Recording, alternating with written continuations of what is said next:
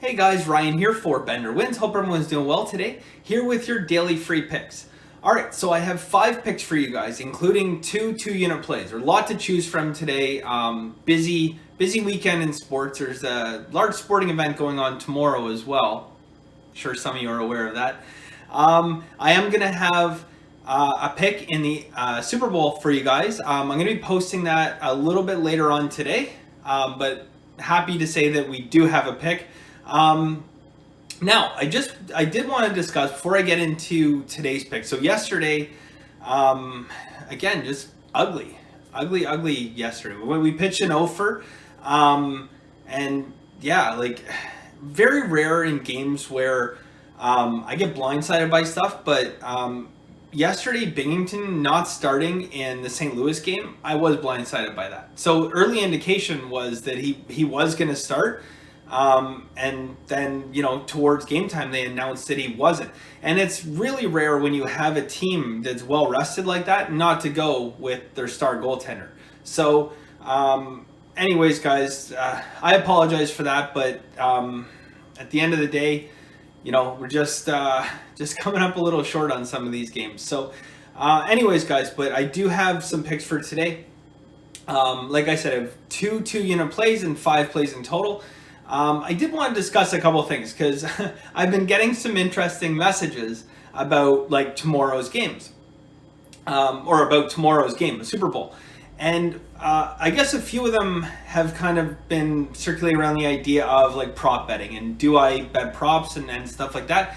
And the short answer, I guess, is technically yes, but there has to be a lot of value there. And one of the reasons why I typically shy away from props is a lot of sites offer props at worse odds. A lot of sites you're going to have to pay at least minus 115.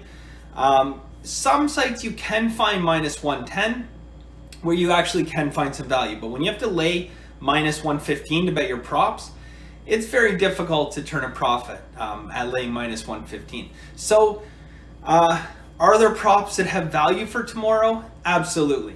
For tomorrow's game, I'm pretty sure I'm just going to be giving out a pick. I'm not actually going to be giving out like any of the props or anything like that. But, when you're looking for props, guys, be careful of trap lines. And always be careful of trap lines. You find a lot of trap lines in props. If a prop looks too good to be true, it probably is. Now, there's a lot that, Vegas knows about these games that the general public sometimes doesn't know. And that, could be up to and including the actual game plan, like what they're planning to execute in that game. So, with that much money, I think it was said like almost $10 billion can be wagered on this game.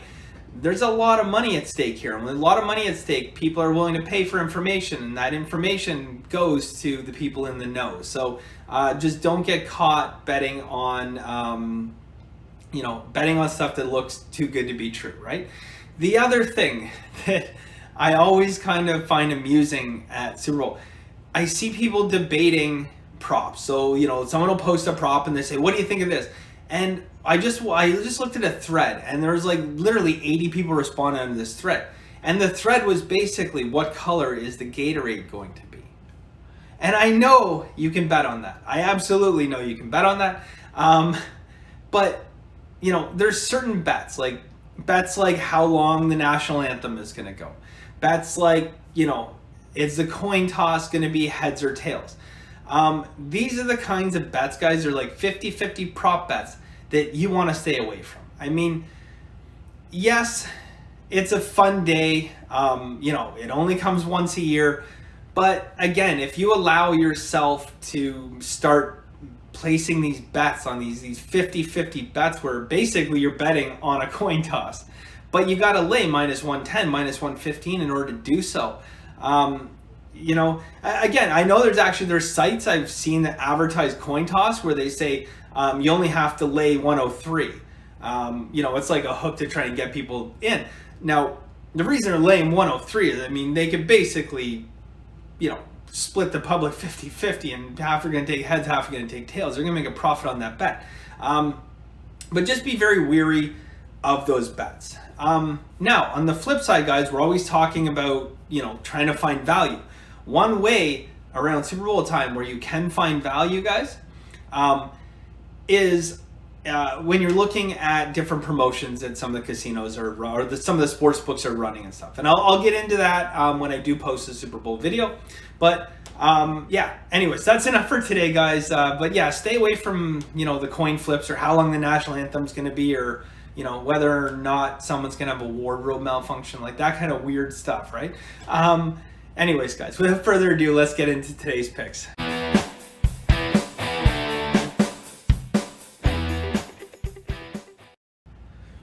All right, guys. So like I said, 5 picks for today.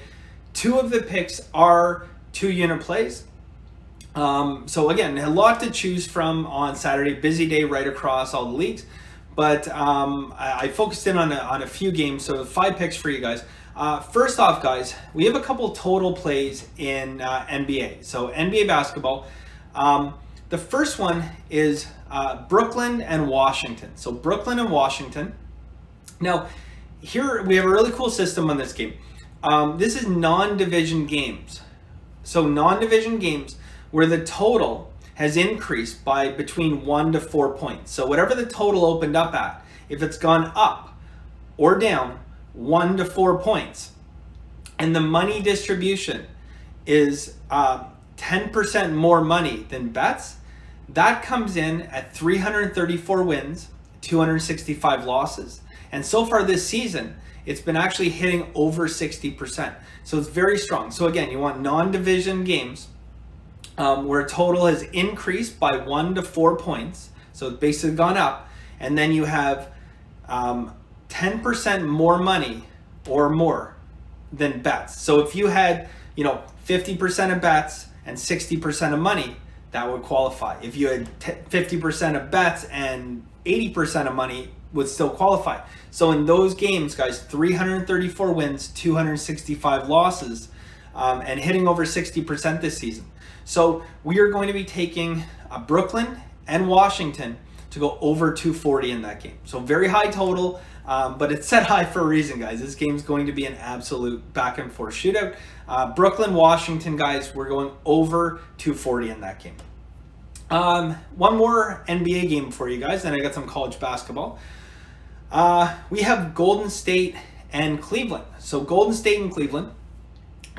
This game, guys, is the exact same situation as the previous game where I said, non-division total games increased by 1 to 4 points with a difference of 10 or more between bet and money. That applies in this game as well. Now, as well, there's 2 other indicators on this game, both for the over. So we're going to be taking Golden State and Cleveland to go over 224.5. All right, so Golden State, Cleveland over 224.5, and as well we have Brooklyn, Washington to go over 240. So a couple overs in NBA basketball. Rare to take overs. I know you guys most of the time I'm on the unders, but I do like those over plays.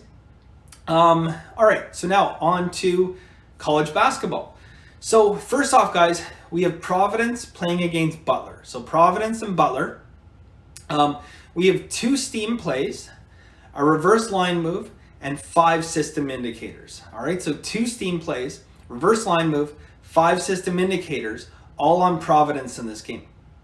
Now, it's not a 2-unit. This is just going to be one of the 1-unit plays.